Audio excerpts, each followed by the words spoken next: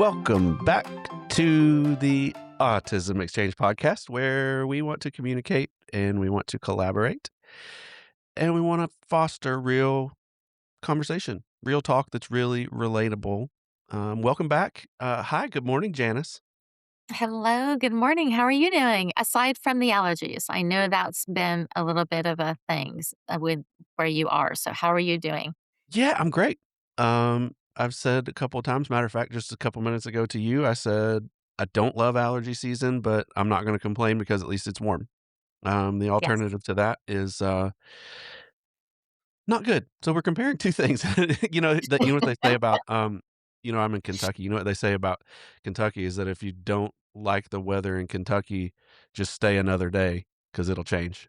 And we have so many seasons, and the joke around here is, like, there's normal winter, and then there's secondary winter, and then there's fake spring, and then there's surprise winter. It just the whole thing. But it's very I digress. But yeah, um happy to see you. What's new? Well, actually, along the lines of, let's see, throwback to Australia, and now a current. 1 minute and 53 seconds in. Did you like that? I just I like did. tossed that right in there, and it actually is a segue, by the way. Okay. Um, do you remember a while ago we were talking about Australia and about spiders, and Yeah. there was a whole bathroom sort of like debate. And now we're talking about allergies. Do you know what comes along with allergies in North Carolina this time of year as it gets to warming up?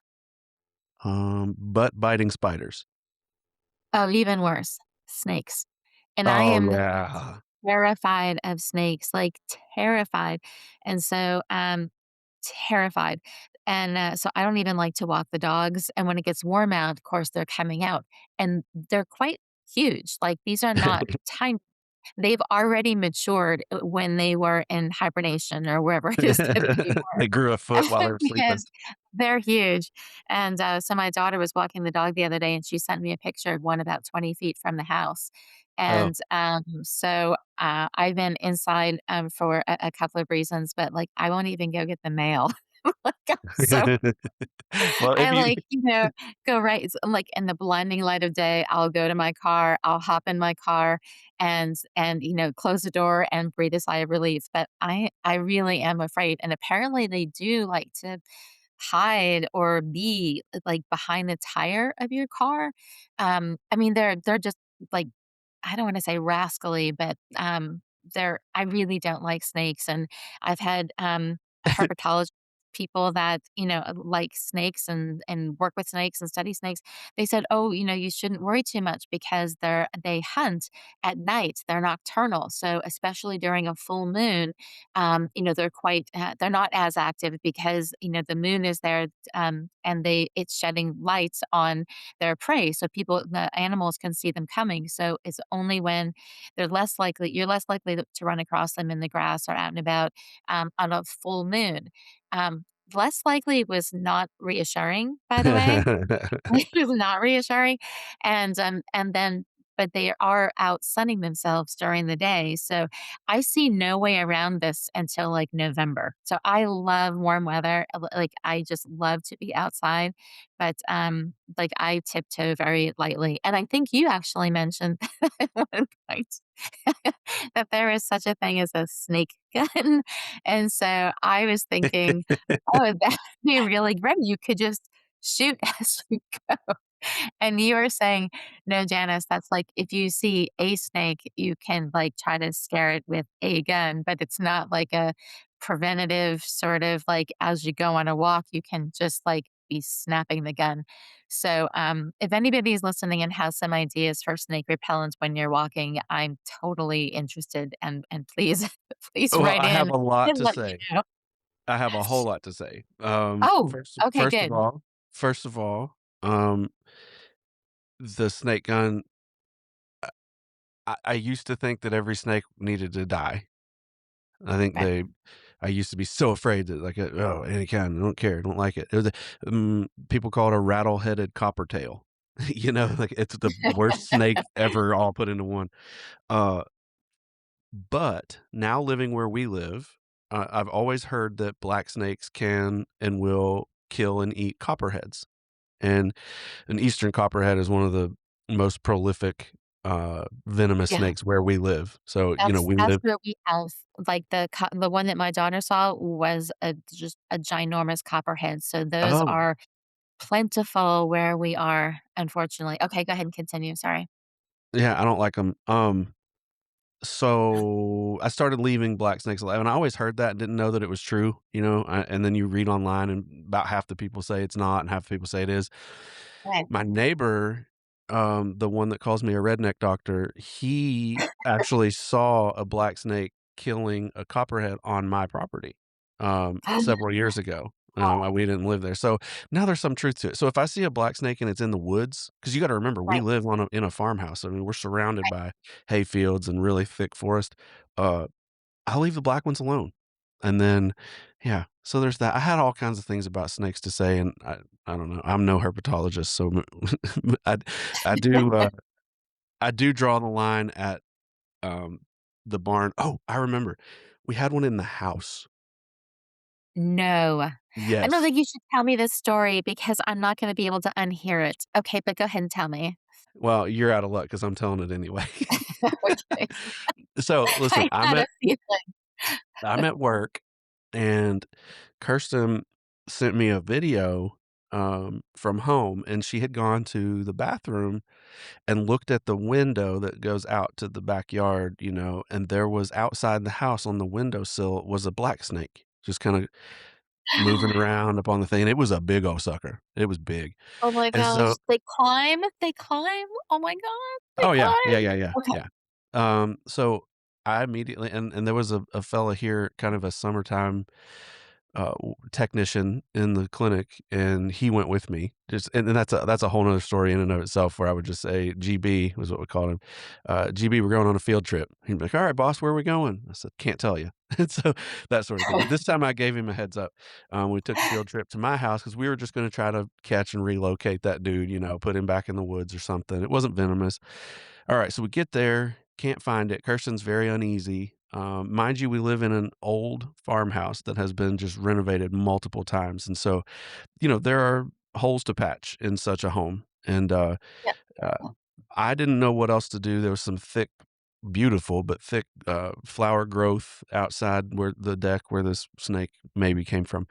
So when we couldn't find it, the only thing I thought to do is get the lawnmower and just absolutely buzz through that thick stuff, beside the deck, and we did that, and then never saw him, felt good, and left. So we get halfway back to my office, GB and I do, and Kirsten calls, and she said, "I don't know where you're at, but turn around right now. It's in the house." Oh my gosh. Oh my Yeah, gosh. Oh it my was awful. gosh. So I turned around and went back, with GB, and, uh couldn't I mean, couldn't find it in the house. And you talking about a bad feeling, you open a door that's closed and you're looking, like, up, you're looking down, Yes. you're flipping over stuff with a stick, just looking for this stupid snake, and never could Oh, find it. So we spent every bit of an hour on the phone with different agencies trying to find who I even talked to the Kentucky Department of Fish and Wildlife, like, everybody I could think of. And there was one company out of, I don't know, 15 that said they would come and help, and then they're like, "Our snake removal thing is a name your price program. You pay us what you think it's worth." And I was like, "It's kinda smart 'cause in that moment, I don't care what it costs." Anyway, so they found out there was in the HVAC closet, there was a pipe that had like, the hole that the pipe was running through was a bit bigger than the pipe, and it was just a very small gap, and, they found the snake in the crawl space. They figured that when I geniusly mowed through all that bush that I just scared it, and it kinda ran up and looking for some place to go, and that's where it went back down. Snake is gone, and everything's happy, but that was not fun at all. oh, no, that's like a poltergeist situation where, like, you can't find it and just looking through the house, but you know it's there and you're just, Uh-huh. it's lurking. Oh my g that would really yeah, that's I'd have And, to move. I'd the have to yeah, move, I don't that's what care. Kirsten said. We're either gonna, like, burn the house down or move. It was one of We're those days starting too over. where PJ and Levi just go nuts sometimes, and there are literally, like, hundreds of toys everywhere, and during the middle of the day, it's it's pointless to clean it up because by the end of the day, it's the same thing, Yeah, so we're gonna wait till the end of the day to pick up a little bit. So there was toys everywhere, and I'm like, "If I flip over this Elmo doll and there's a snake underneath it, oh." yeah, But, yeah, yeah. it was right, it was very scary. Yeah, Anyway, you'd have to get a rake and, like, rake the toys because whatever's gonna move is gonna move with you being, like, 6 feet from it. So that may be just a little tip from Janice, who's, like, completely terrified of snakes. I would do anything. But thanks for mentioning about it coming in, inside. I That's got one real more. scary. Okay, go ahead. Think. Go I ahead. hope you sleep well tonight. Um, I we lived I'm in, glad like it's early because there's time for me to sort of try to think put this behind me, but go ahead. think about rainbows. That's all you need to do today is think about rainbows. Um, we lived in Lexington, and, we were gonna leave to go to work, and Kirsten called me from outside the house, and she said, "There's a snake in my car. Get out here now." And I'm like, "Oh, no." So, you're in the middle of Lexington, you don't really think that there's gonna be anything venomous, like, it'd be really unusual where we Right. live. So I got a 7 iron out of my golf bag and and went out to the car and then, think about it, you open the door, she's over there white as a ghost, and how delicately you poke around with a 7 iron, Mm. not knowing where the snake is, and a car, there's tons of crevices, that dude could be anywhere, and you can't see Oh, him without anywhere, touching them. anywhere. Yep. So I'm basically beating the windows in with the 7 iron of her car trying to find it, and then she starts screaming, "There's its head, there's its head." And I'm like, "Oh, okay, cool." Look over the passenger seat and the center console where you store stuff, like where the seatbelt buckle is, Right. um, looked like a snake head coming up. It was a banana. Swear it was a banana. Now, it was a banana that she didn't know had fallen in there, so it was, like, browning, and so the end of the banana with the shape and then its color, and it was That's pretty funny. I was That's very pretty relieved. So was she. yes. I'm surprised that you suddenly grabbed a cyber iron instead of a wedge or something, but I think it's still well done, good choice. I think the lower, irons, 3 iron, 4 iron, those are a little bit longer clubs, so that would have been smarter, but then you can't Oh, go driver because although the driver no. is No. longer, the head of it's bigger, so it can't get in the Well, cracks and crevices, and so right, right, I was really teeing off on the reptiles that day. See what I right. did there? Okay, nice. We need some sort of, like, sound effect for, like a punchline or something Oh, that I got one. is I got one. you do Yeah. so happy I would spit. Thanks. That wasn't exactly what I had in mind, but we can work on that off air. Okay, no problem. Okay, Thanks, because I'm worried that, I think, our conversation with Farah had probably, rich with opportunities, and so I live in a tiny little bit of fear, not snake fear, but a little bit of fear about what you're gonna be pulling out one of Michael these times. Fear. Hey, fair enough, when opportunities present themselves, I'll be honest with you, the only reason I don't have something fun right now, Mhm. is because of time. It's been a little swamped in my world, but you're fair to be treading lightly, but, Yeah, it's yeah. okay, you know? Alright, so what we wanted to do today, other than talk about scary snake experiences, um, was autism in the news, and Yes. I think this is a really cool idea that you came up with where I wanna be clear again, like we talked about before, we're not, like, providing opinion on any of it. We Mm-mm. remember we talked about the spotlight things, the marquee lights. That's kinda what we wanna do, just wanna throw out there like, "Hey, this exists," and then let people, process it how they wish, because far be it from us to tell you how to think and feel. Uh, that in mind, um, Mhm. we just wanna throw out some stuff that is, in any form of media or culture in general, related to autism or developmental disabilities and just kinda chew on it for a little bit, see what it tastes like. Exactly, exactly. So do you have anything you wanna start with? Well, I was gonna say that, I was looking at some things and I thought they were frankly, I thought they were really, really interesting, and one of them was a story from Australia, and then you sent me this clip, you texted me this clip, and you knocked it out of the park. I thought it was so good, so I'll save mine for another time for, like, an little opener, but yours was amazing, so I'm gonna have you introduce it because I was just, it took my night as I was sort of thinking about it and processing it, and I loved it. I really did. I thought it was really cool too, and it's somewhat obscure because it's not first of all, it's not an American-made film. Uh-huh. Um, it is, the United Kingdom. Um, so it's in the made in the UK, but, it's one of those things that you've probably never heard of, but when you do, you're really gonna jump into it. Yeah. Anyway, it's called the Stimming Pool. Stimming as in self-stimulatory behavior, hand flapping, fingers in front of your eyes, that sort of stuff. Um, so it's called the Stimming Pool, and I'm just gonna read you a little thing that, online so that I can not absolutely botch the explanation of this. It's an experimental hybrid documentary feature that is co-created by autistic-led Neurocultures Collective and filmmaker Steven Eastwood.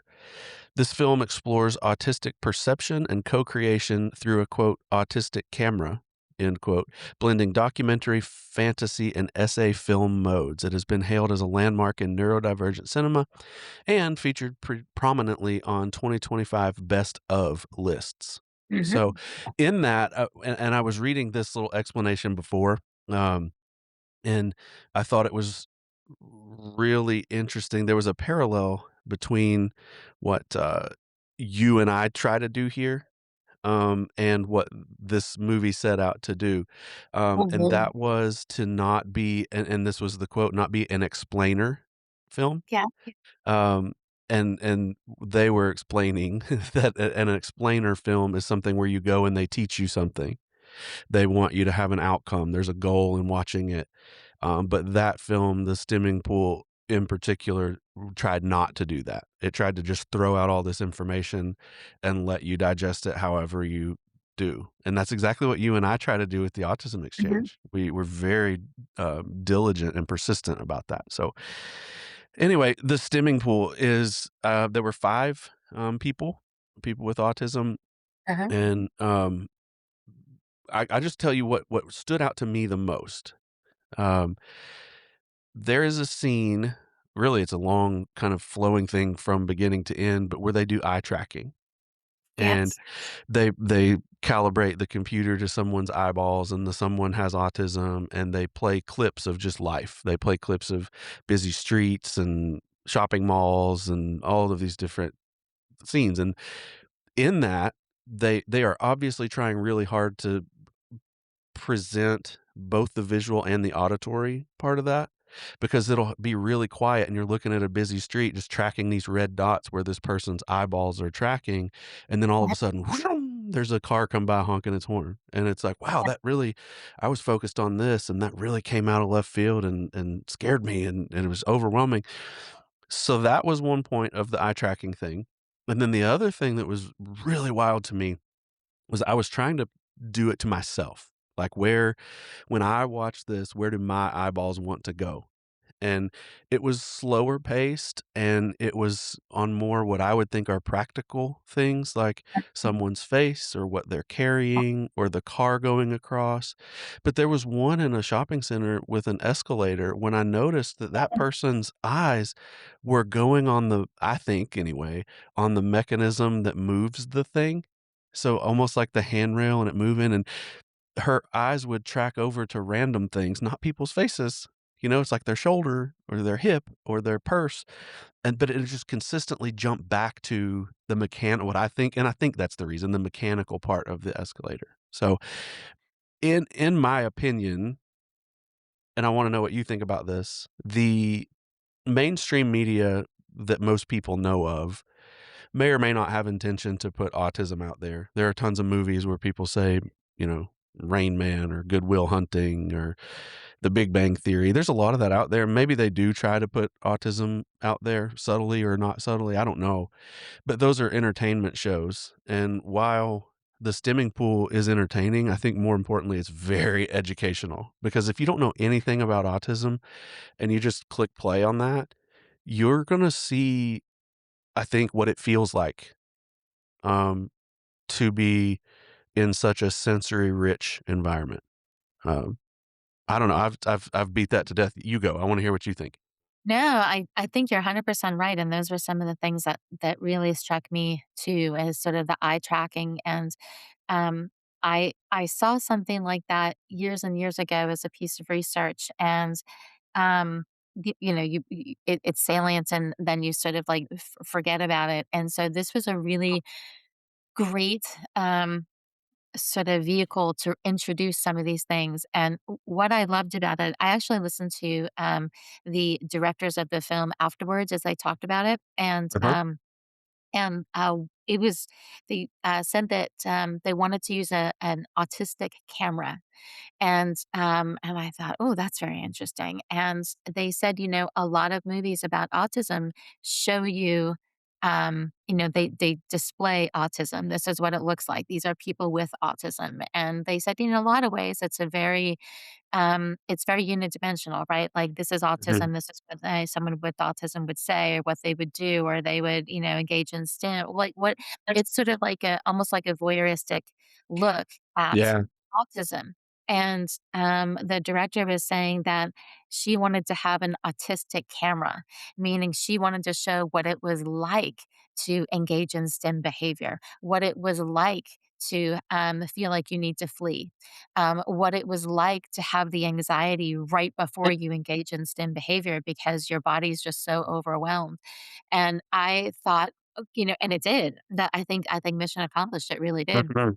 because it was such a window into what it. I mean, I'm not autistic, but I got a better sense of what it feels like.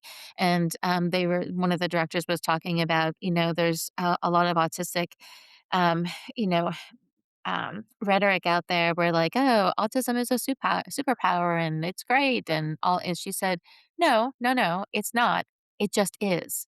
So Mhm. it's not a superpower. It's not all positive and it's not all negative. It just is.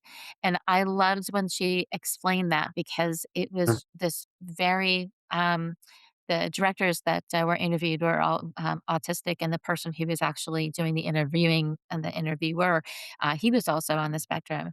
And the technical way with which they talked about this was so beautiful, because it was talking about autism and a movie about the autism experience by people with autism. And Uh-huh. was just it was just so remarkable to get a look into something that I think I've been in this field for so many years, but to really feel what it's like. And then there was one other point too, but I'll stop and let you go ahead. No, no, no, the other I guess what let's just do is let's just play volleyball with things that stuck out to us in there, Yeah. but again, anybody listening, you watch this film yourself, then you may see none of this, and you might have something completely different, which I would love to hear about. Um, Yes. Yes. this We is the would. kinda thing that's worth rewatching, in my opinion, to see, different uh, things that didn't stick out to you the first time. Anyway, one thing that stood out to me, or 2 quick ones, was one, the people around these people with autism, were extremely supportive, and it was very natural. It wasn't when you go somewhere and somebody might see that, let's just say PJ has on a T-shirt that says, "I have autism and I'm not expressively verbal." Okay? Somebody might walk up and, "Oh, bless your heart," and it's almost this, like, condescending whatever. In the stimming pool, the people around these people with autism were completely normal. It was like, I remember one scene where they were going to the movie theater and, what was it called? The Electric something? Um and the dad said, I assume dad said to the boy, his son, "You go on upstairs, I'll go ahead and lock these bikes up." And that just stood out to me because that's such a normal phrase that, I might Yeah. say to you, but human nature sometimes is to assume inability instead of ability, And, I'm sure it took a lot of time to get to that point, but anyway, I noticed throughout for the 3rd time now, I've noticed that the people around these people with autism were very, celebratory, they Mm, were very loving, and they were very normal and natural in that, which led yeah. me to the masking piece.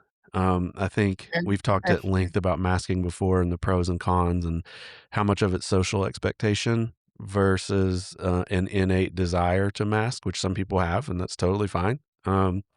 But I noticed one character, and I don't remember her name. Maybe they didn't say it, but one character absolutely held it together all day long, and it showed you her at work, it showed you her at the gym, it showed you her sleeping on the train, and then when she gets home, she does this like writhing motion, slow motion breakdance looking thing on the floor in what I yeah, assume is her apartment.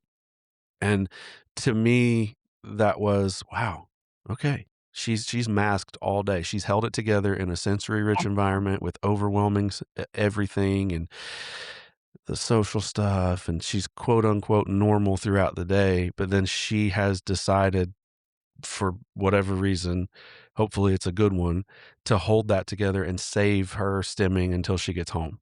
And then when she gets yeah, home and she's behind the door and she does it. And last thing I'll say about that is it reminds me of a case situation that somebody asked me about early on. My kid is coming home from school, going to his room, stripping to his underwear, and running around in circles flapping. And at mhm, first, because I was a young idiot practitioner, I said, "Oh, no, we gotta stop that. What are we gonna do about it?" So I started consulting with behavior analysts and all these other people around me, and the answer ended up being do nothing because he's waiting till he gets home from school. He's going behind a closed door. It makes him happy. Then he's good after that. Leave him alone. And so that stood out. Sorry, that was a lot, but yeah. No, no, I think that's interesting. That sort of leads into what I was gonna say. One of the directors of the film was talking about stimming, and she said that, when she was younger, it was something that was pulled from her. Those were her words, pulled from her. And mm, now that it's becoming a little bit more, um, sort of, socially acceptable, she said, "Now I get to reintroduce it into my life." I thought that was just so incredibly profound that that was something that was, in her words, pulled away, taken away, this sort of like, comforting coping strategy. And now you feel like, okay, it's socially acceptable for me to do this, maybe in different environments or modified somehow. I don't, she didn't really say, but to reintroduce it into her life. And I thought, wow, reintroduce it into your life. I wonder what that feels like to give yourself permission to say, I'm going to do this and I'm going to do this here. I'm going to do this at this time because it makes me feel good. And but I thought that was fascinating that they need she, permission to be themselves, and that's so yeah, ridiculous. yeah, You don't need yeah. permission to be yourself. So many years ago, when I first started doing behavioral ABA work, I, this may be a little controversial, but I just will say this and we can move on from it. Um, but I was taught that autism was a behavioral disorder. And this was a long time ago. There really wasn't a whole lot of research that was widely available, and so I was taught that it was a behavioral disorder. And one of the landmark studies, back in the day, was called the '87 study, and meaning it was done in 1987, by a famous autism researcher, and he got out of 100 students who received full time, 40 hours a week ABA therapy. Now again, ABA therapy back in the day. So it looked very different than it does now. I want to just qualify that, reiterate that. Very different. It was let's say just a little bit more primitive in what they were doing and how they were doing it and what they selected as targets. However, the outcome of that was 47 students reached the goal, which was indistinguishable from their peers. So I want to take a minute and think about that. That the goal was to be indistinguishable from peers. And so the goal was to not look autistic. And I think about that in the context of masking, and I think about that in the context of parents who see their kids and I wonder if the parents see the angst of the kids as they are I can't imagine that there wasn't masking going on for these little guys, these, children, and so it just makes me think, how far we've come, and what we accept as a society and what we know about autism and what we know about treatment and what we know about individualization for treatment and what we know about accepting people where they are, whether they have autism or not. But it has broadened so much to include a much broader diagnosis and a much broader plan for intervention and teaching. And I'm so grateful for that. And the more I saw and read about listened to the directors, I thought this is such an important message and to reiterate how far we've come. Not fast enough, but we're where we're at and there's still a ways to go, but wow, how far we've come. Yeah, and I want to agree with you and slightly disagree with you, not with you, but with the concept anyway that you presented, because you're exactly right. Look how far we've come. But the other part of me says, but where are we going? Because Mm, it's not yeah, up to us to decide where we're going. The parts of what you're touching on, the parts that you're touching on, excuse me, are um the human component, the ethical part of it, you know what I'm saying? Like, it's so yeah, ridiculous that for any reason we used to think and it's normal, nobody's doing it with bad intention, people are trying to understand something. But what is the long-term goal? I would hope that the long-term goal is just understanding and then just let people be themselves, and support them when they need it, if they ask for it, but don't tell them how to think and feel. So that, yeah, that just like, where are we going with all of that? And yeah. the other and I think an indication of that back to the stimming pool, think of 2 characters, the one I was talking about that does the stimming stuff in the floor, and then the Mhm, one that dresses up like the dog, wears mhm, the costume. Um, think about the differences in what those 2 people are doing as far as masking. One of them is like and again, I don't know their motivation or how they got to this point. I don't know if it was trained into them or beat through their head as a youngster, or if it's natural. I don't know. That said, what came across to me was that one of those people was kind of secretive about it. Like, I'm right, gonna present as normal all day, and I say normal, there's no such thing. You're not required to be normal. Normal is a dumb word. But she presented as similar to her peers, throughout the entire day and then went home and kind of privately did the stimming thing. The other person obviously, like, wearing a costume all the time and talking very loudly about I think it was Chess was the name of the dog, and, um, she was unabashed, she's like, "This is me, take it or leave it." yeah, And that's just so many, I think, learning points in that hit me, but, one being there are wild differences in people with autism and what their preferences are and how they got to the place where they are. You've said you've met one person with autism, then you've met one person with autism. So I take that back to what is the goal of the shift, and I agree with you wholeheartedly that it's a beautiful shift. We're headed in the right direction, but I don't, and maybe I don't want to know what the end goal is, because I might be disappointed in that. But where we've come is awesome, and then I think where we're headed can be awesome too.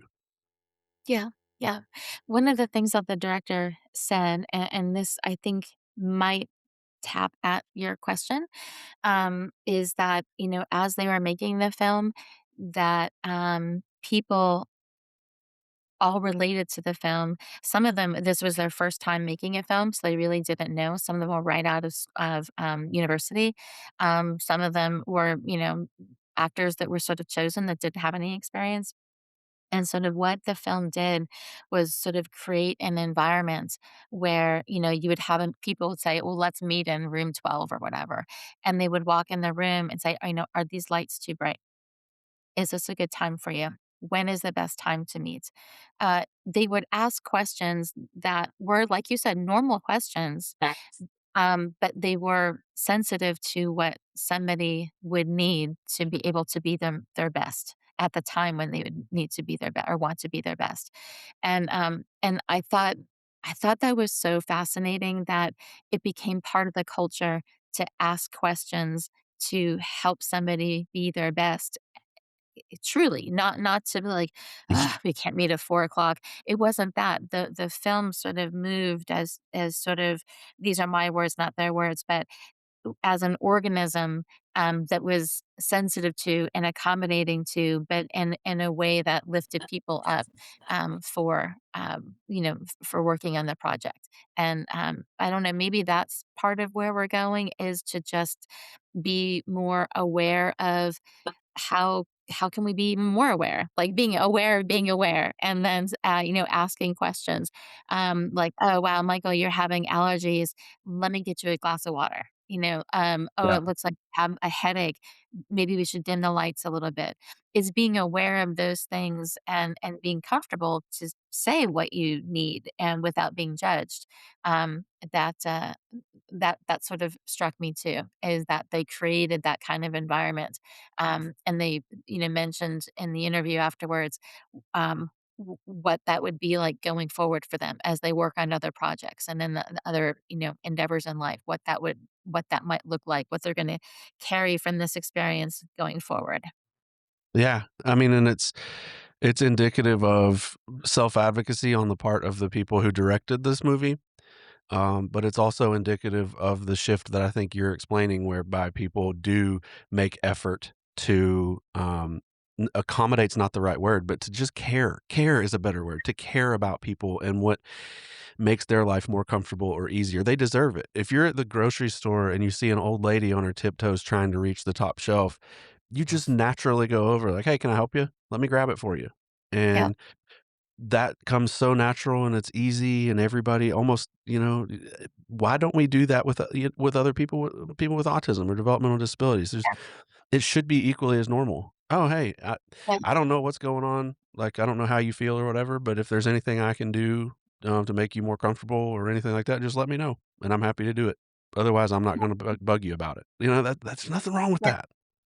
No, I still think, and I would love to have a panel of people that we could, talk with about this. I still think that there are so many conversations to be had with people who have developmental disabilities or otherwise.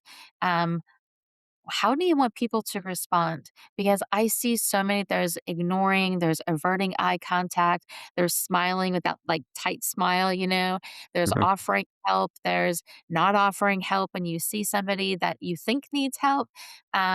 There's, conversation, to engage in conversation, but if it's, I don't want to say limited, but if speech is difficult or not. Like, do you see what I'm saying? Uh-huh. Like, there are so many things, and I still don't know how to read how someone wants to be treated. And And I think the I hard thing is there's just millions of potentials. yeah, yeah, yeah, exactly. And I don't think there's a universal, but I think we have to have a conversation in our culture about recognizing that we're uncomfortable with it and then figuring out what to do. Because I don't think ignoring people, I've got a movie for next week.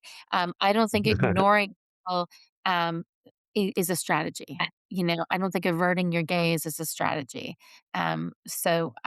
We need to have a way to talk about this. And first, it comes with an awareness that it exists, that there's something to talk about. This happened to me yesterday in the office where I heard a child having an extremely difficult time. I wasn't with her myself, but I heard it, so I went to see if I could help.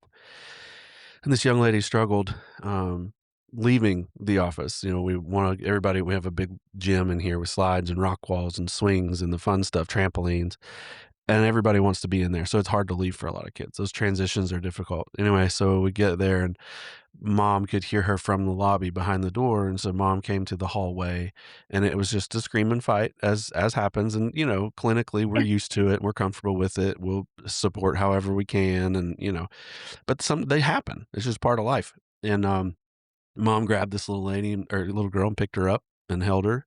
Meanwhile, she's still screaming, and I just part of it's because I've lived it before, Uh, and the other part is just, I think, who I am. There's a lobby full of other parents sitting there watching, and it's dead silent in there, and everybody's staring, and I don't think they had bad intentions, right? It's just that were there and it was happening, Okay. and Yeah. mom did a wonderful job and obviously had her armor on for, "I don't really care about what any of y'all think about me. We're gonna handle this and, get out of here." But I looked at her and I knew that I wanted to offer help, but I wasn't sure what to say, especially when you have another audience there. Um, so what came out of my mouth ended up fine, but I'm like, "Hey, is there anything I can do to help you get out? Do you need help?" And she smiled at me and she's like, "Nope, we're good." And she turned around and left. And Yeah. that stood out to me because this podcast has forced me to think about, normally I might just jump in and do it, and it might just be like, "All right, almost push them out the door and let me walk you to your car." And I have good intentions, but maybe she doesn't want that. So, Right. Right. I have a, uh, transition here. Can we shift, or is there anything else on the stimming pool? Yeah. Yeah, go for it. Alright, we're gonna have an exercise here. Are you Oh, ready? no.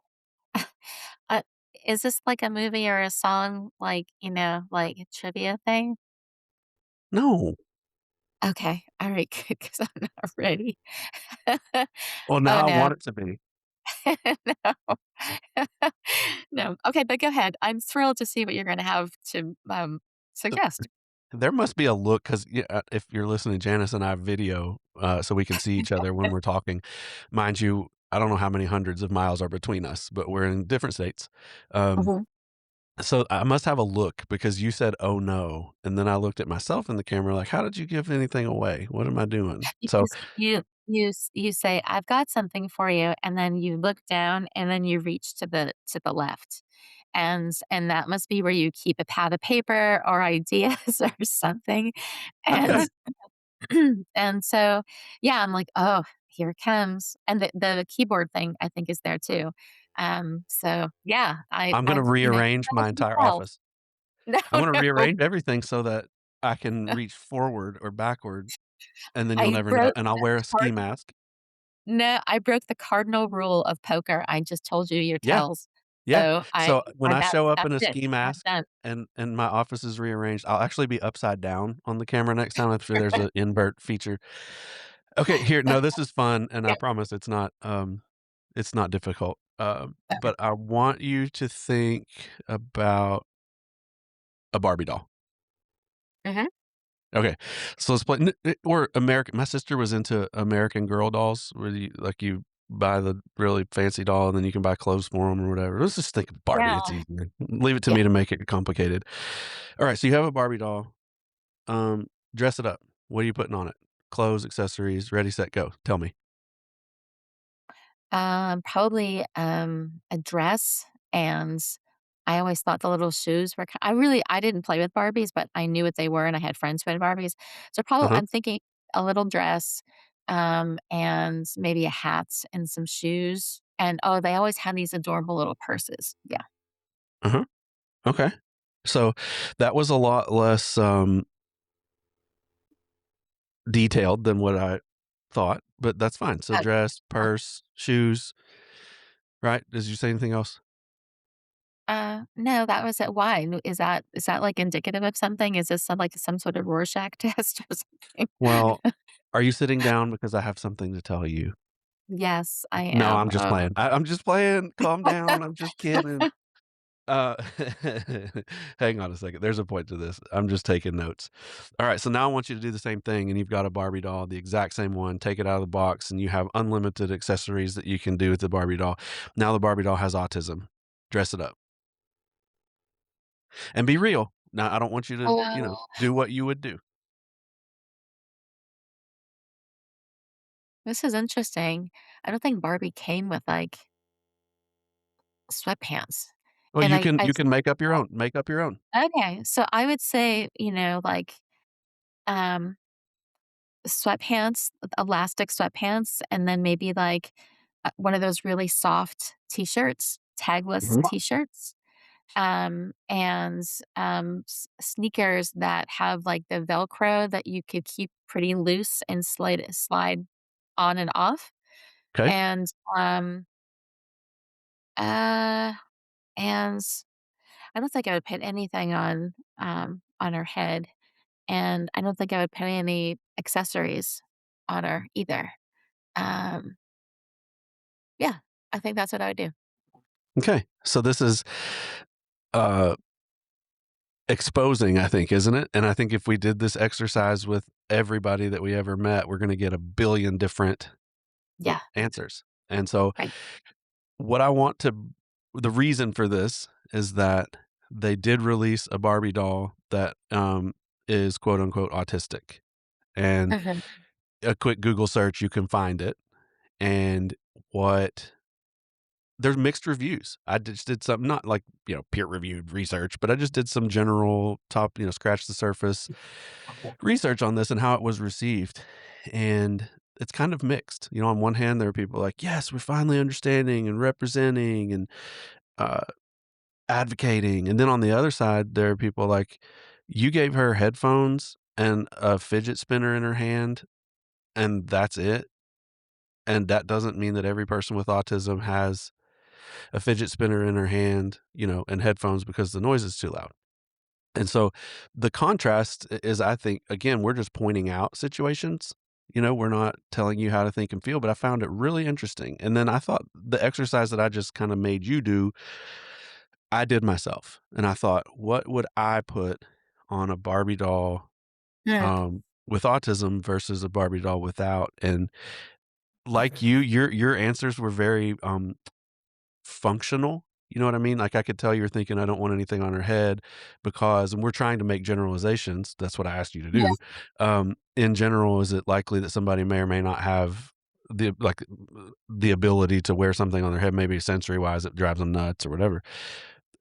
But I don't know, and the question is it a branding thing or is it real advocacy and understanding? So, I would like to see maybe the Barbie people put out 50 autistic Barbie dolls or one autistic Barbie doll with 7,000 options of stuff that you could do with them. And yeah, uh, yeah. the two quick things, and then I want to hear what you think about this. One is that Hot Wheels actually made a car designed by a person with autism that has very large wheels, but it's also a reversible car, so it'll go in either direction, and they put this neat little Nice. rim thing in the middle, and very similar to the Barbie thing, I was fired up, like, "This is so awesome," and then I talked to Kirsten about it, and she's like, "Yeah, do a little research on that," because I mean, and as is always, there is a group of people out there that was like, "Yeah, this guy said he has autism and designed this, but I think it's really they just put big wheels on it, and how much of it is branding?" And that just really gets my head going, you know what I mean? It's Yeah, a fine line between trying to advocate and trying to just be understanding and welcoming, and am I doing this for some self-service? yeah, yeah. That's interesting. I'll start with the Barbie and then I'll move to the car and then wrap it up, like, try to, like, give you my thoughts on it. But I'm looking Yeah. at the Barbie now, I called it up, and, this is not what I would picture for Barbie, and I guess what I mean by that is I told you my picture for Barbie of what I envisioned in my head, and this, I think is just, an adorable doll that is labeled autistic to sort of sell autism, if you will, and I find that really offensive. I find that of Personally, I find that offensive because I don't think that this is if you took off her clothes, it looks just like a Barbie doll, and you put clothes on there, and it looks just like a Barbie doll. And I'm guessing that you could find an iPad and a flower to put in any Barbie's hands. This just maybe comes with it. So Well, it's this an is a fidget spinner, not even a flower, so I think that just it's a fidget further spinner, okay. yeah. So, I mean, I don't know what about that means that that's a Barbie with autism, and, the car so let me just say, with the car and with this, just like autism is a spectrum, maybe there are people for whom that defines autism is just that somebody has, auditory sensory issues and that they like to fidget so that they need these two things. And that's their definition of autism. Just like, 100 years ago, the definition of autism was Rain Man with Dustin Hoffman. And that was what people thought of autism.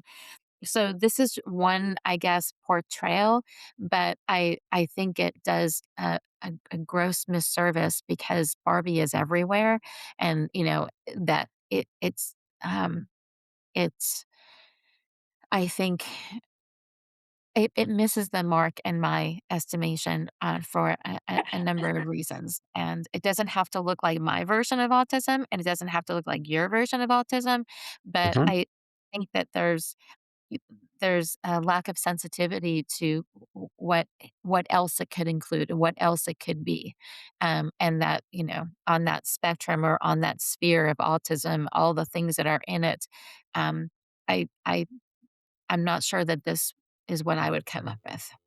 Yeah, and so the reason that so what I the reason that I brought this up and in the way that I brought it up was because we know, or every listener, and me included, know your heart and your approach, and you're the probably the best advocate I've ever met in my life, and um, passionate to the core about making sure that someone feels respected and seen and loved and cared for, with or without a disability. And Mhm.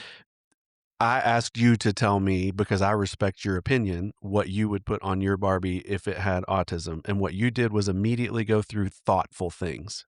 You thought about it. You took longer. When I asked you about Barbie, the first Barbie, of course, you had no idea what I was getting ready to say. You're like, a dress, shoes, purse, whatever, maybe hat, sunglasses. I don't know what all you said. It was just very quick and thoughtless. Then when I asked you about Barbie with autism, you really slowed down and you thought, Right, well, and this is kind of the exercise that I wish the Barbie people would go through, right?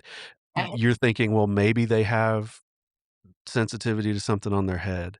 Maybe the tightness or the feel of a button or a belt around your waist is difficult for you. Maybe certain socks or shoes are challenging. You're putting thought into that, but that's one individual in your mind. And I guarantee you were thinking back to somebody that you've known before, Mhm, referencing on your work history, thinking, okay, what do I think would have made them more comfortable? But I don't feel like the Barbie people, while I'm excited that autism is a word that's out there because it is so used to be so hush hush, I wish the Barbie people would be Janice in doing that thoughtfully and not saying, "Oh, autism, headphones, iPad, fidget spinner, get out yeah. of here," because everybody It's with like all autism the doesn't need headphones. stereotypes. Yeah, it's like all the it's capitalizing, and I feel like exploiting the stereotypes to sell a doll, saying, "Oh, wait, we have check that box, we have a doll with autism," and, you know, I hate to say this, but I feel like throughout toys and books and things, it's always been sort of an evolution of including, people of color and people with disabilities, and like there's, um, you know, models who are older or have different body types or all these different things, and I think some of it's done with a lot of sensitivity and a lot of thought. Again, even though it might be late in the game, it's happening now, so that's great. Mhm. But this to me just seems a little bit like checking a box saying, "Oh, look, we have a doll with autism." And I'm sorry for them, is it Mattel or whoever makes the I toys? don't know. But I just that's my 2 cents, and you can take it for what it's worth, and you like it or don't. Like I just that's my reaction or my response. Well, I'm this is intentional. You and I had this conversation, I don't know, weeks ago, where when we do autism in the news, it's gonna be uncomfortable to a degree because we're not shoving our ideas into your brain and telling you you have to think and feel what we do. But I think you and I right now are experiencing that, yeah, we have a strong opinion on this, but what we're modeling is there are other opinions out there. Not everybody has to agree with you, and, let's say I'm just gonna make this up, let's say you're 80% against the idea of a Barbie with autism. I would say I'm probably like 65% against it because in your opinion, it seems that you're thinking there is more exclusion and checking a branding box for whatever personal gain than there is true inclusion and understanding and acceptance. For me, I say, well, given where we were, where, you were locked up if you had a Barbie that didn't wear a dress, now we've come a long way. So I might be a little less. I don't like it. First of all, my opinion is I don't think it's a great idea, but um, I might be a little less, I don't know, passionate about that than you, but you and I are 2 people, and there's billions of us in the world. So, Yeah. I Well, think that's the biggest takeaway. I don't know the people who make Barbies. I've never met them. Probably never will. They might hear from me. in some fashion, but I've never met them. So I don't know what their Right. motivation is. It could be that the CEO's granddaughter has autism and he felt the need to do something for that community. It could be positive, but I would just personally like to see some accepted feedback into maybe let's Yeah, don't make them all look the same because it's not right. fair. It's not Yeah, fair if you say to me, all men, I don't know, fill in the blank, all men chop wood. No, they don't. There's a lot of people that hate I hate chopping wood. So that's right. an overgeneralization that's not fair, and we're doing that same thing with these toys and products. Now, one more Absolutely. point, Mhm. one Yeah. more point. Uh, our orthotist that came, he comes every other week to the office, dropped off some really cool things. I can't remember what they're called. I'll have to look, but they're these, um, orthotics, AFOs, ankle foot orthotics that, little Mhm. braces that kids wear. He comes in and makes them, fits them, casts them, whatever, and then they have these custom things that they have to wear. They make these little Wow. AFOs for dolls, and so they Oh, can put them on certain dolls that they choose, and it doesn't come in a, "Here's the doll with AFOs." It's not in a package that way. He just dropped them off here and was like, "Hey, if you ever have any kids that may want to see someone else wearing those, you can put them on and take them off." And I feel like that is a better attempt at yeah, inclusion right. because it gives them the autonomy to put it on or take it off or whatever. It does offer them, if needed or wanted, an opportunity to, connect or understand. And I feel like too, it maybe gives kids an opportunity, like if they're scared to put on an orthotic, because a lot of kids think about sensory processing, a lot of kids can't and won't. Right. Ye So maybe it's an opportunity to bridge the gap to help them understand and to help them be able to wear their own orthotics that are needed medically. So I thought right. that was a better attempt than maybe the Yeah, Barbie thing, but then it's on yeah. scale too, because you're talking about a relatively local regional company that gives out these removable orthotics for dolls versus an empire that's putting out 5,000 Barbies a minute, you know? So, But I think now my mind is going of how do we make the right Barbie? How do we make a good Barbie for autism? Um, and I honestly, Michael, I think I would start with a, like an insert, like a little insert that is context for autism. Like, this is what you okay, have. This is what this doll is, but this is autism is so big and so encompassing. Um, so let's just acknowledge that you have yeah, this doll and this is one doll and here's a little bag of accessories, mhm, but like autism is so much bigger and let's just have a conversation around that. So if you have this doll that is, labeled as, autism Barbie, um, these are other things that would be helpful to know to broaden the conversation and yeah, to bring some awareness, not in a preachy way. And, obviously would need to be really well written. But I would love to see that happen. And I don't have and a doll, maybe it does come with that, I don't know, but I think that that context, that's important for everybody. That's, yep, you come in and, if you're a little grumpy, you weren't, but if you're a little grumpy, the context is you were up early because you couldn't breathe because you have allergies. If I come in and, like I'm, frightened and a little bit, out of sorts and shaky, it's because I just saw Copperhead.